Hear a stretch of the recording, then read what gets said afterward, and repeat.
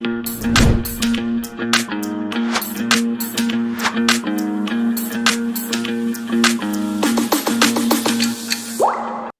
there. I can hear you well. How are you? Hey, perfect, perfect. Good evening. Hello. So we I'm had slightly, sorry. I'm slightly looking the wrong way, so I apologize. I need to move you on my other screen like I would if I was a real engineer. no problem at all. You look great. It's what 10? It's at 10 p.m. right now on your place. You and the. It's about 20 to 10 over here. Okay, So, okay, all right. Okay, thank yeah, you, it's thank you not for too bad. staying It's with. early. It's early. I have a colleague that works out of Australia, so that we just get started around this time. So this is all good. I appreciate you having me on. I see. This is this time you usually overlap with your colleague. Okay. Well, okay. I'll let you to take the stage, Karen, so you can introduce yourself. Yes. Hello. I'm Karen Baker. I'm the founder and CEO of ShipperHQ. I've been doing this a while. I've been here since 2008 on Magento. My background is I have a computer science degree, and I'm a developer. I wrote the extension Matrix Rates, which is for shipping rate management, and I somehow seem to have created a business out of a weekend little extension that I gave away for free. So I don't know quite how that happened, but I'm very excited to be here today. I just want to, really thank you for having us on. And I wanted to get out to meet Magento Indonesia. It was hot on my list when we first sort of started walking into the Asian space. And it's a shame that we haven't yet got out there. But I guarantee you, when all the everything lifts up, then we'll be over for sure, and making sure that that's a big party with you guys. So thanks very much for having us. Shall I share my screen? Yes, you can share your screen. All right, let me try this. I don't do a lot of these, so if it all goes wrong, then you know why.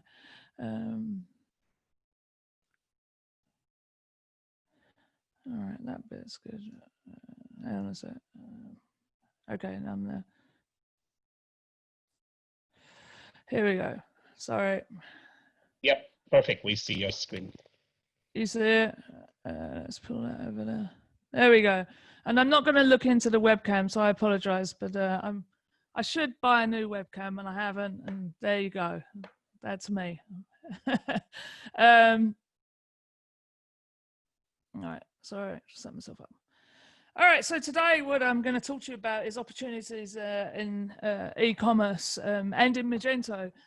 So yeah, I thought I'd put this slide up to start because opportunity in 2020, that's an interesting one. But I think we have to, it's been a difficult year, right, for all of us. But the really nice thing is that we work in the e-commerce space, and there's a lot of opportunity at the moment, and we need to take advantage of some of that. And there's a famous quote,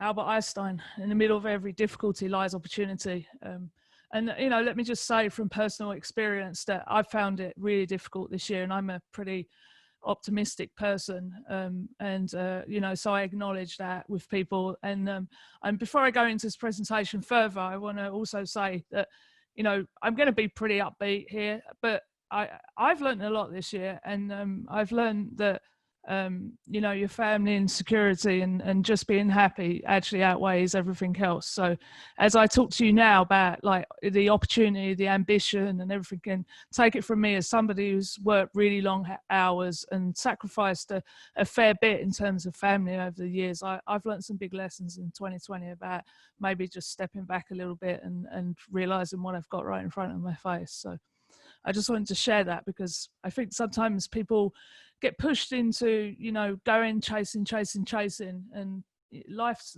about a lot more than that in my mind. So yeah, as I said, I am the founder of Webshop Apps originally. Some of you may know me, and ShipperHQ. We do shipping rate management software. Been around in the Magento space for a while. We're in the SaaS business space, all front of the checkout sort of before the order's placed. So front of house, as I call it. So where's the opportunities? Let's have a look. I thought I'd have a look at 2020 impact, right? Because we know there's opportunities in commerce in general, yeah, but 2020 has spun this on its head and accelerated everything like big time. So we really should look at what's going on and how people are purchasing now. Here's some stats like from Australia and how people are shopping, right? Like just the lockdown impact, like massive. And really interested in what people are buying, because initially in ShipperHQ we see a lot of stats because we get all the checkout quotes, and you know, we've seen this in reports as well. But initially everybody was buying essential items, you know, and you know, that's the same worldwide, right? They were buying what they needed, right? As time's gone on, there's been a shift over to more nice to haves and how do we live in this current scenario. Now, the reality is every country is different and every country is in different states of freedom or lockdown and everything else. But everybody's been impacted. I don't think there's many places that have not been impacted, even those that are freely open. They've had the impact of lack of tourism and the like. So that you know, that's had an impact on how people are spending and their behaviours. In the US side, I thought this was a really interesting slide. The numbers on it, like, so they're predicting that, you know, we are going to be up 700 billion in online spend. The interesting thing, which is, you know, 31% increase. But the interesting thing is that the bricks and mortar side, they're predicting that's going to be down 4 trillion. So people are not spending as much. It's not like everybody's just gone to online. The offline side's taking a massive hit right now. But interestingly, that's only down 14%. So it just shows you the scale of offline business still happening in the US. And I'm sure that this is repeated elsewhere. Some observations from our side. We actually seen bigger growth than some of the figures that I've seen published publicly. Most verticals are up at least 100%. Some of them are up 2,000 or 3,000% sustained.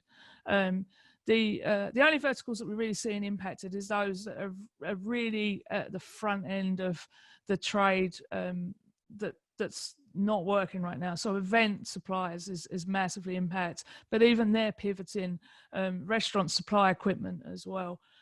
So that's interesting. But we are seeing a pivot of these companies, like the event side is pivoting to selling into the homes. So they're, you know, or they're reusing their manufacturing. So we are seeing like people dipping down, but then bringing out new products and coming back up again. Verticals that we see that are really busy right now. Alcohol is incredibly busy.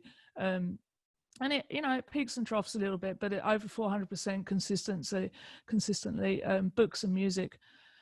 But we are also seeing supply chain shortages, and I think this is of particular interest to, you know, talking to you guys today. I mean, a lot of goods are coming out of the Asian space, and I'm sure, and also inbound to you, supply chain remains a big issue. We're seeing some sites, especially in sectors like the fitness sector, where they just can't get stock. Home improvement's another one that they're just struggling with stock, and that's impacting their sales. So it's not that demand's not there, the supply's not there. We're also seeing behavioural changes, and I personally think some of these are permanent. People want to support local, they want to support their local communities. That's a fact. I think people have become more caring, and you know, I've seen stats on this as well, that we're changing how we shop and who we shop with. BOPIS, you know, buy online, pick up in store, curbside, very big. The people don't want to go inside the shop so much anymore, and obviously that, you know, getting food deliveries to home. People are pursuing new hobbies. We have more time because a lot of us are working from home. I'm not sure that's true for us in e-commerce, to be honest.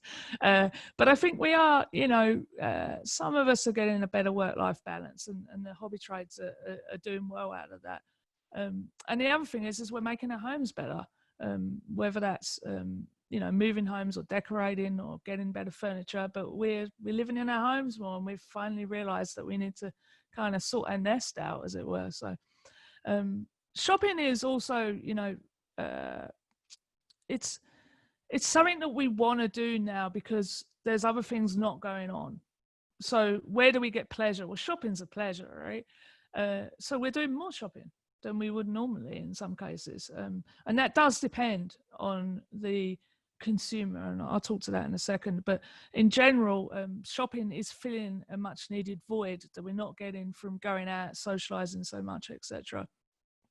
And as I say, you know, I want to make it clear, all parts of the world are in very different stages. So some of this, you know, changes as people come outside, and then things get moving, and then, you know, not so much. But the general trends, you know, from what I've seen and the reports I've read, indicate that you know, people are spending a lot more time at home with their families and stuff. So this slide really talks to, you know, how people are prepared to pay more.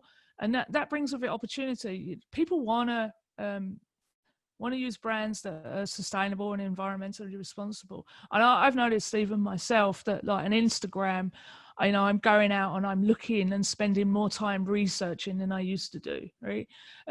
Trying to find local, trying to find stuff that, you know, I appreciate and I believe in. The other thing that we're doing, and this is definitely of me, is we used to shop online more in kind of bigger blocks. So it would be something that we did maybe on a Saturday evening or lunch or something like that. Whereas now we're working and we're kind of multitasking. So we're looking at shopping when we're doing our work, and it's these micro moments. So we're always, you know, we're always seeing stuff. But the opportunity that comes from this is around all the advertising that's in front of us, because, you know, we go on Facebook, there's advertising. I personally think we're taking more notice of it. That gives a lot of opportunity around that space, around AI in general, and around targeted advertising. And I've seen some clients of ours have been highly successful with their ad campaigns as a result. So that's interesting to me, that how we're changing behavior there. I'm just stopping for water. You can't see that. Well, you can actually see it, can't you? Because I'm still on the screen. Forgot about that. That's the trouble with these screens. So let's look at the customer side. There's two different types, right? There's the value driven, and, you know, I don't know as much about the Asian market, right? But I can talk to, obviously I'm English, the British market and the American market here, and the Australian market. But we've got people that are struggling right now, right? Jobs are short, you know, the hotel industry and such like is struggling. The bricks and mortar retail is struggling. People are losing their jobs. So there's a section of consumers that are very value driven, and they were probably value driven before, right? But the more kind of middle class upwards people are purpose driven right now. And I think, like, everybody's got a conscience in 2020, right? We care more. It's interesting to me around that. You know, how we cared before, but I don't think we cared as much as we do today. And I honestly think that that's encouraging for our future and our kids' future. So these purpose-driven consumers are really looking at, you know, getting brands that align with their values. That's a massive opportunity for the, you know, direct to consumer sector in my mind, to leverage that and really go after that kind of consumer. On the value driven side, I think this is where we're going to see all the Black Friday sales and such like. So, you know, you've got these two markets. So there's opportunities in both of them. So it's understanding what you want to do and where you want to be. And I think that applies across the board, whether or not you're a developer, a merchant, or an agency. Where do you want to be? What type do you want to support? I kind of thought I'd just make up my own where are the opportunities a little bit, because I'm like, what do I think? Food is crazy. I think it plays into the fourth point as well about people not being able to travel. I think, like, a prime example is like, I've got food coming tomorrow from England because I'm, you know, sick of American food, and I can't get it to England, so let's ship it to me, right? Like, I wouldn't have done that a year ago. Like, I would have waited until I got back home. But in general, in the travel terms, there's a lot of people right now that are not in their own countries.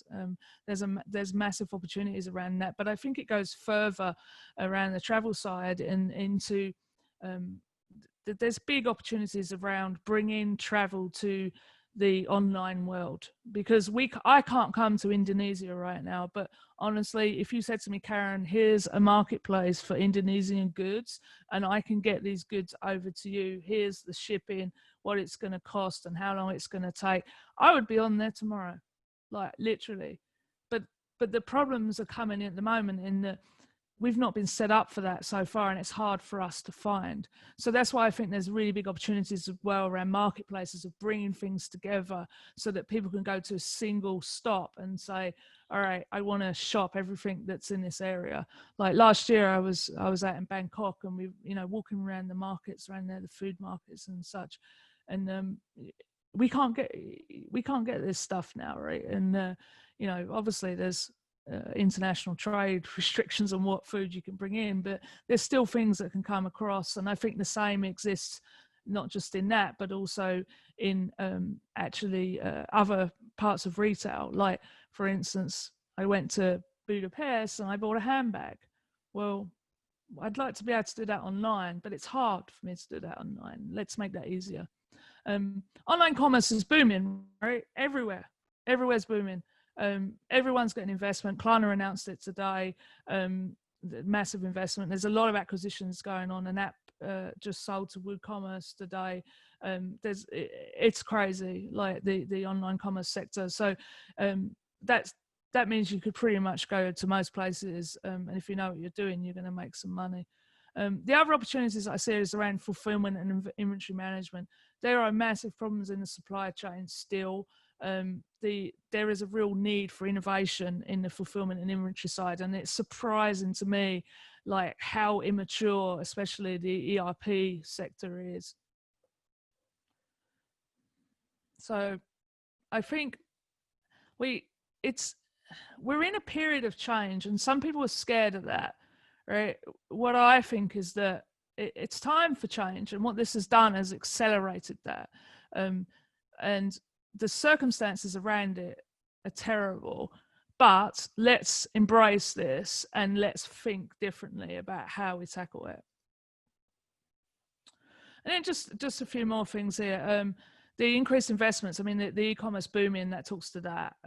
Like, there's a lot more money around. People want to invest in stuff, especially in the e-commerce sector. So I think you have a lot more opportunity to be able to get assistance and build your business out. The supply chain I've covered, like the AI stuff is like what I said about the Google AdWords is a great example there. But marketing people need machine learning, big time in order to reach their markets. The AR VR is interesting. I honestly thought it'd be bigger by now, and I've been saying for a while that I want to walk down a virtual mall and shop, and I want that mall to change and adapt to me, like an Instagram-y kind of mall, and we're just not there yet.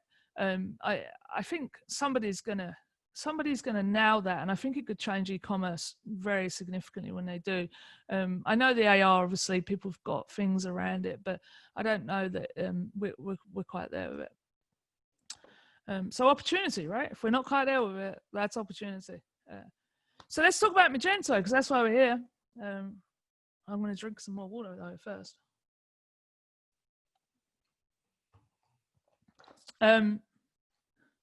Magento is like really interesting, right? When they sold to Adobe, I mean, everybody's asking this question, right? What's going to happen next? What's going to happen with Adobe? Look, we can't change it. And if we could have gone anywhere, it's not a bad place to be. I get the impression that they look after their staff, which is good, right? So that's a plus one. And I think in today's world, like if you future think this, it's a fantastic combination, right? Adobe, with their skills around the I'll call it the design space, but people will go, what are you saying? That sort of the tool sets that they have already, their hooks into the enterprise, their ability really to go from small to large. The commerce thing plugs in very nicely with that. I went to Adobe Summit last year, and at first it's intimidating. It's like 27,000 people. And you walk around, you talk to people, and nobody's really talking about commerce. they're not really talking about it. They're talking about other things like marketing and, you know, the general websites and sales and you know, blogs and I don't know, things like that, right? Not, I mean, they're not talking about commerce. I'm not really listening to what they're talking about. It wasn't talking about commerce, but when you sit down, you're like, wow, what a massive opportunity, because there's 27,000 people here, and there's probably 26,500 of those were not doing commerce, right? But this is just after Magento got acquired, not long after. But they need it. And when you talk to them about who they're working with and the sites and everything, they need commerce. Like, that's the piece. And with you know, with COVID in 2020, even more so, right? Everyone needs to make money right now. Like, so just come into your website and you're not having a shop on it. Like, let's get a shop on that, right? Doesn't matter what you're selling, we need a shop. So I think, you know, you've got to bear that in mind, that the opportunities are there. And I'll talk a little bit about how, you know, because people will say, all right, well, I get that, but I'm never going to be a part of that, right? Like, that's at the enterprise. I can't get in there. I don't know the people, etc., etc. So I'll talk to that a bit in a minute. So, but that's a big opportunity. Headless stuff. I do think that this is really important, and I know Eric's talking to this later with a couple of people. 4 a.m. on Central, so good luck to that. He's what they're doing PWA is fantastic. People need this. People want flexibility. People want to build a front end and build it once and take it to different places. They want control over their front end look and feel, and adaptability and extensibility. And Magento is perfectly positioned for that. There's no two ways about it. The DTC stores, I mean, look, some of the bottom of the market, Magento's been losing. It's fair to say, right? You know, some things have moved up, especially in America. I think that what we're going to see, because these D2C stores are busy, right? They need more complexity. Sorry, more complexity is the wrong word. They need more capabilities, and the platforms that they're on right now are not going to be able to cope with that. So, I mean, this is where Magento comes in, because if you're talking about under the hood, dealing with complex, being extensible, enterprise grade quality, then this is where Magento really comes into its own. It also comes into its own, obviously, as a free open source piece of software. So that innovation aspect of it is massive. And I think that because we're running at such pace, that's going to be incredibly important for the D2C. So there's this mix of enterprise and also the open source element that is a great combination. And I think, honestly, why Magento is successful in the first place, because we had this mix going on. But I think the D2C stores are going to have money to spend and want to spend and need to solve quite big problems, and be looking for platforms that can enable them to do that. But the last point really is about what Adobe brings, in my mind, and they're second to none, right, around the experience and what I call emotional commerce, because I think that's what you're really doing. It's not really about experience, it's about the emotions that you get when you're on websites and everything. And like, there's such opportunity around that to leverage that, right? So that when you go on a website, you're seeing something that makes you feel like you want to purchase this or you want to learn more and everything. And there's some great examples out there, websites that are doing that really well, that I'm sure you will know. I think that, you know, if you're in the kind of design space, that's where I'd be pointing right now. Like, get into that more, focus down on that area.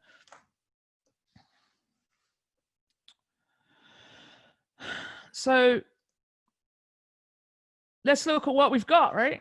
What do we have? The biggest thing that we have, and the biggest thing that I saw when I was at the summit, is just the experience inside this ecosystem. Do not underestimate your experience and the experience of those around you. We truly have been there and done it. There's not many scenarios that a lot of us haven't seen. That wealth of experience matches, you know, with this connections worldwide, right? Because you can tap into that. You know, the community is a wholesome, free community that is willing to share. I think that the combination of the experience and the ecosystem is very powerful. People sometimes say the Magento's greatest asset is the community. I think that's changing now. I think it's our experience, and if there's ever a time that experience is required, it's in 2020. So you should be selling that, you know, and putting that on your website. Stand up and shout it. I always say, if you don't blow your own trumpet, then no one's going to blow it for you. So think about that, and think about what your website looks like, and whether or not you should be talking more about what you've done and where you've been, and what you've achieved. It's important. You don't need to be a show off, but you need to talk about it. The other side is our ability to manage fast-growing enterprises. We worked in e-commerce in 2008, and there are a lot of small merchants that got very big very fast. We're used to it. We're used to the volumes. We're used to the performance needs. We're used to the large product set that they have, and diverse and configurable attributes, and this, that, and the other. So we can work with that, and we can work with that cheaply with the free open source version as much as we can with the paid versions. So the barriers to entry are small for us, because we can take Magento and we can do things with it, and without needing a lot of cash. And you know, when I first built out webshop apps and matrix rates, I started that with zero capital. It is possible. I'm not saying it's easy, but it's possible to do. It was completely self-funded, completely bootstrapped. I never once put money into it. But you know, that's pretty interesting, because there's not many platforms that you can do that with. All right. So I'm going to speed up a little bit, but I'll talk about, I know we've got a bit of time here. Tell me if I'm going too slow. No cheers either here. No, you're good. You're good. So I mean, you take your time. We early anyway, so. Yeah, that's what I was thinking. I might as well just, you know, I could be here all night if you want. You know, no, I'm joking. I'm going to skip through this. So you know, that's kind of the first side where I thought I'd talk about, you know, where the opportunities are and everything. But I kind of figured that some people might want to know, like, some of my kind of, I don't know, tips on how to get started, and some of the things that I learned. So I threw this in there as well about, because I know when I've been at events, a lot of people ask me about stuff like this. So I hope this isn't too boring. I run this past some of my team members, and I was like, oh, I feel like that people won't be interested in this. And they was like, no, you need to keep it in. People are like this. So I'll skip through it though. So it's like, how do you get started, right? So for those of you like that are going, you know, it's all right for you to sit there, Karen, but you know, you've got a successful business, blah, blah, blah, and I'm just a developer, or, you know, I'm just a one-man shop or anything like that. Like, just firstly, my message is, don't believe you can't do it, right? And I hope that I'm testament to people that you can do it. Like, nobody helped me do this, right? Nobody. No money helped me, you know, family. I didn't have the connections in the e-commerce space. I was living in England. You know, there was no privilege there that helped me take it forward, right? Apart from, you know, the privileges of life, right? Of, you know, having a degree and coming from a good job and stuff, you know, where I'd built up experience and things like that, you know, but there was nothing additional that had to be injected. It was about me as a developer figuring out what to do. So I kind of broke it down a little bit into different sections that I thought might be of interest to this audience. What to do, right? That's the big thing, because you're like, all right, loads of opportunities. What do I do? I would say like find an itch, right? So find something. It's got to be something you want to do. It doesn't need to be something necessarily you're interested in straight away, because people say find something that interests you, and I agree with that in general. But I would say find something that's really annoying you, right? And if it's not really, really annoying you and not making you really want to jump in and do it, you probably shouldn't do it, because you're not going to do it with full heart and full intent. So this has got to be something that nags away at you. And it doesn't need to do that to start, but as you get into it, if it's not really lighting you up, then it's probably not the right area. Let's go and find another one. I used to sit around the table at work at lunch, and we used to just throw ideas out for how to start a business. And we did that, I don't know, like on and off for probably 2 years. And all of the ideas were terrible.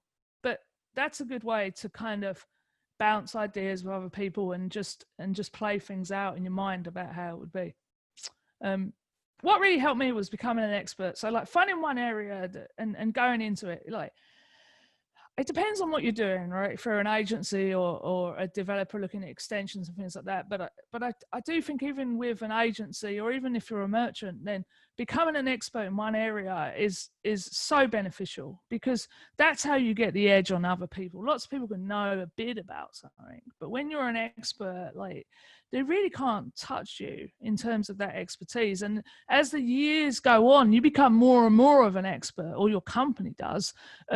And that just keeps you ahead of the pack, right? Like it's very powerful to do that, and it's enjoyable as well, because you really unwrap something, you know, and then that's ultimately what you need to do. Is you need to sort of take a good look at it and go, how do I look at this differently, and how do I make this simple, right? It's making stuff simple is the big thing that people want. And how do I bring some, you know, a unique selling point to this? And you can figure that out, but don't think it's going to take a day. It's not. That could take a month. It could take you a year. But doing that bit first is a good idea.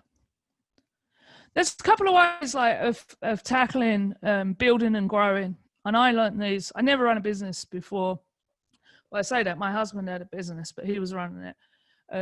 So I was kind of involved. But he was a nightmare running that business. No, I'm joking. There's a couple of ways of tackling it I found. Is you can jump straight in and just go for it, right? Blinkers on, right? Don't worry about what's going on around you, and hope you don't drown, right? A little bit risky, like financially, so be careful with that one. If all it is sweat equity, go for your life, right? It's interesting, and you're going to learn a ton by doing that.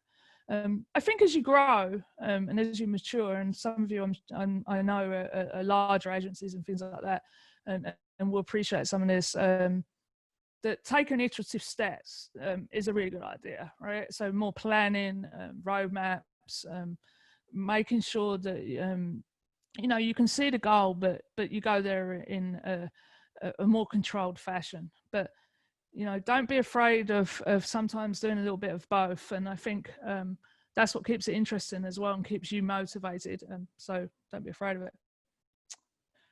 And then you know, you could say, well, you know, I'm in, where, you know, Indonesia or Australia, Singapore, wherever. How do I get visible, right? And I see this when been out in Asia, people have asked me about some of this, and it's like, how do you increase your visibility? I think that, you know, there's various places you can do it. GitHub's great, right? If you're a developer, getting involved in Magento 2 contributions, that's going to get you really big visibility, like Stack Exchange as well. Getting on the forums. I actually started out on the forums, little known fact.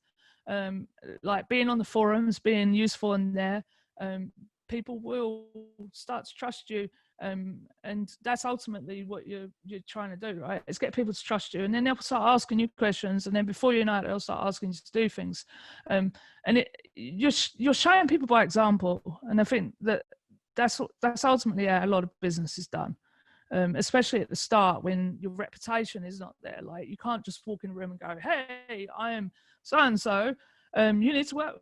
They're just going to go, see you later, right? Like, I'm not working with you.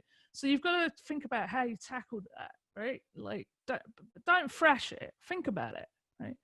Thought leadership is, if you can do that, I don't think I do enough of it, honestly.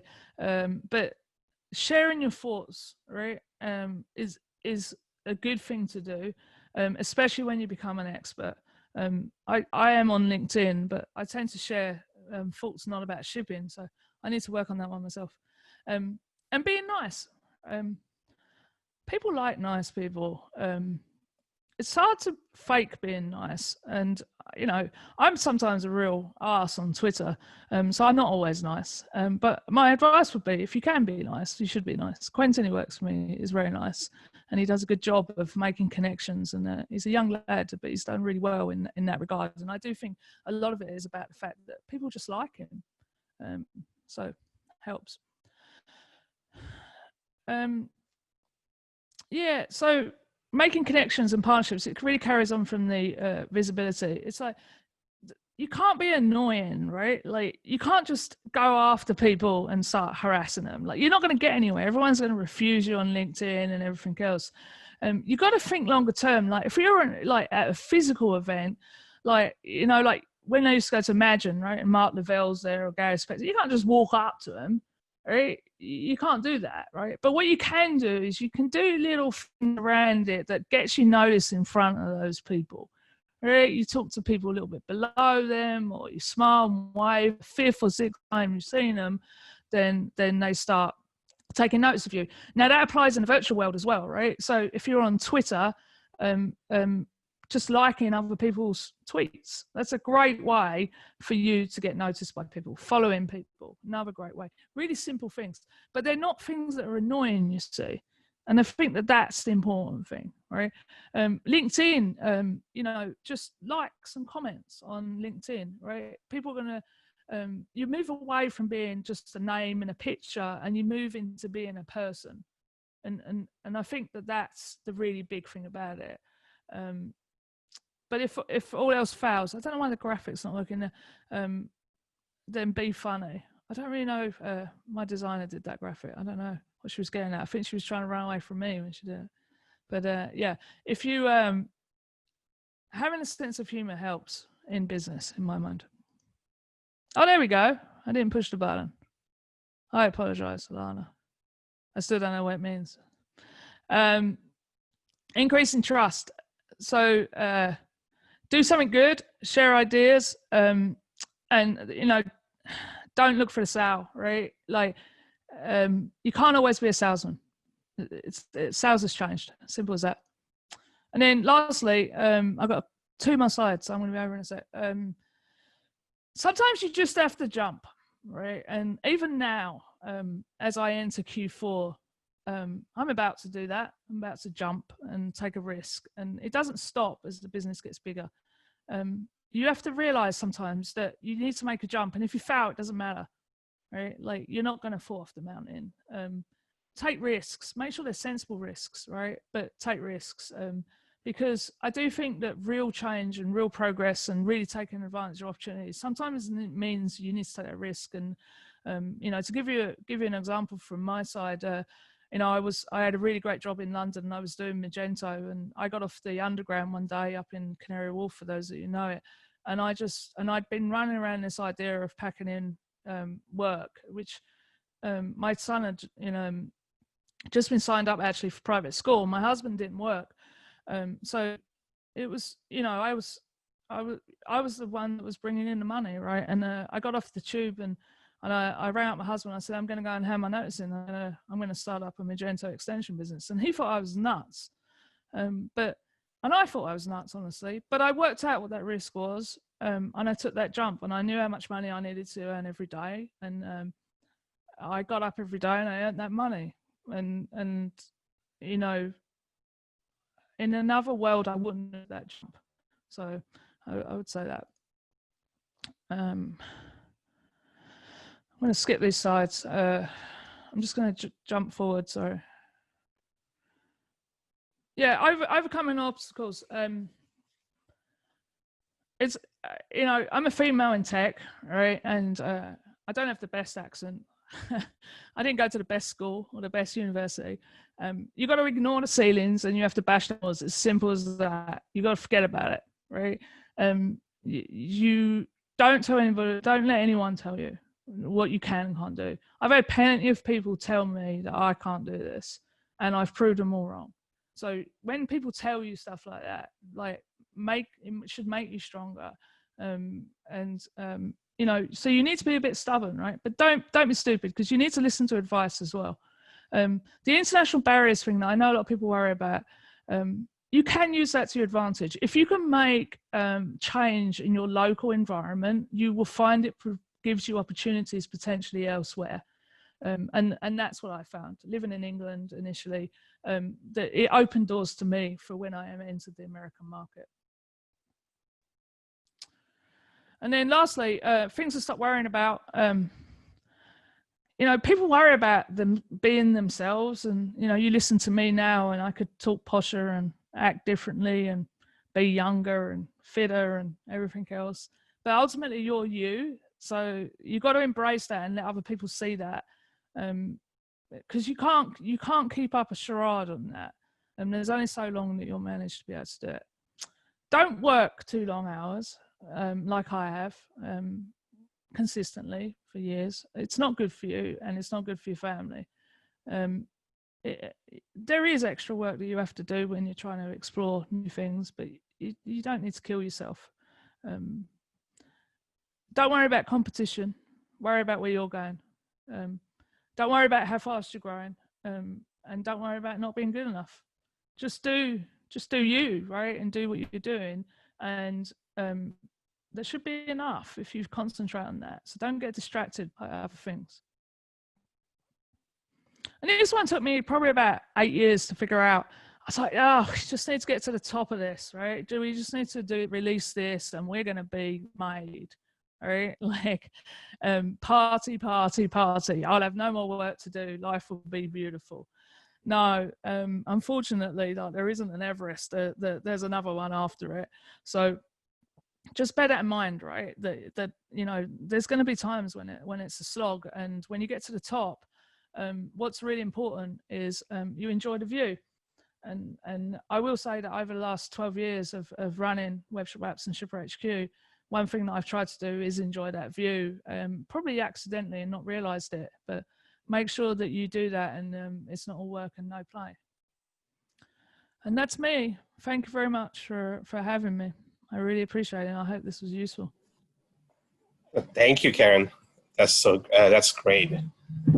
Let me see if there's any question for you. Let's just give a couple minutes here just to see if any specific question and answers.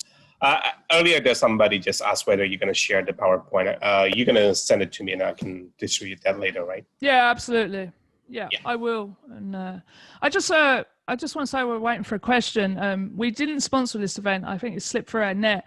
We would like to extend some money. I think it's $2,000, just as a token appreciation to a local school in Indonesia. So I hope Nicole can help with that. We really want to support this community and those around it in Magento and the people, and our experience in Asia has just been massive. So I hope this is just a small donation to help out there. Oh, thank you. That's great. Yeah, Nicole already reached out to me, and I already told her that I'll ask around and give a couple of options to Nicole, and then pass all the info to you to make the decision which one you choose. Cool. I'm gonna. All right. Seems like there's no question and answers. No questions for you so far. I think you're good to go, Karen. Oh, that's good. You take care of yourself. All right. Bye. Take care, Karen. Good night. Bye-bye.